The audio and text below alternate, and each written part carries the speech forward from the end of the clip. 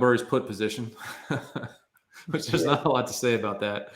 But the funny thing here, I was laughing about it because the amount of news that has come out about this Michael Burry put position is incredible.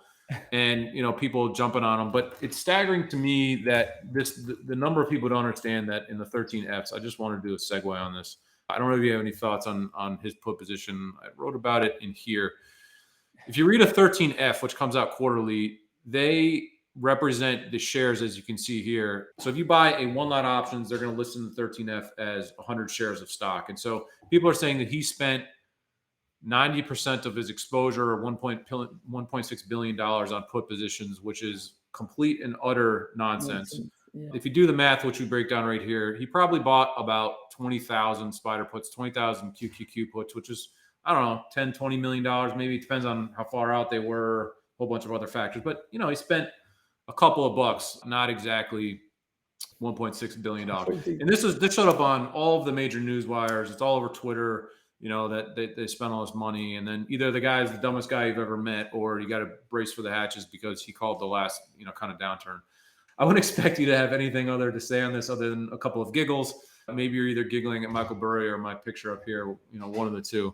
You got anything to note on this? This is kind of one of these segments that I just wanted to record while we're here so I could put it up there as a disclaimer. What it does is it just tells you how low value that those news sources are, right? If they can't even validate it to think, hang on a minute, is that the notional of the option or the premium of the option? And they just go and quote some utter rubbish that isn't true. I mean, what it says to me is how much of the other news that they spout is as ridiculous, just on different subjects that we don't know as much about.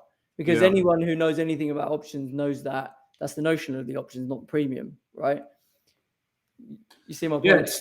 Yeah, The thing about it too is that I generally try not to, speak poorly about people and things like that. But this is straight up just misinterpretation of this data, which is you can just read the definition in a dictionary and know that it is really not correct. And so that's one of the things that really frustrates me about it. I'd kind of forgotten the whole thing, is going to move past it. And I went to see my neighbor yesterday, brought up this tweet, his accountant. He's like, he thinks the end is near. Did you see this? And I was like, wait a minute. I say, when you say the end is near, it's more like the end of his premium is near. Because if he did them in June, that filing was from June. And what's the market done since June, right? It's gone one way, really. So, well, that's exactly right. And he had covered his short earlier. He said I was wrong. And, he still owns a lot of stocks. So the takeaway from this, if anything, is that, it seems like it's a hedge, right, against a lot of stocks here that he owns, which I know nothing really about to offer anything more on that. So that's the disclaimer. I suspect most people watching this right now already understand this, but we had to spend 2 minutes on it as a further disclaimer.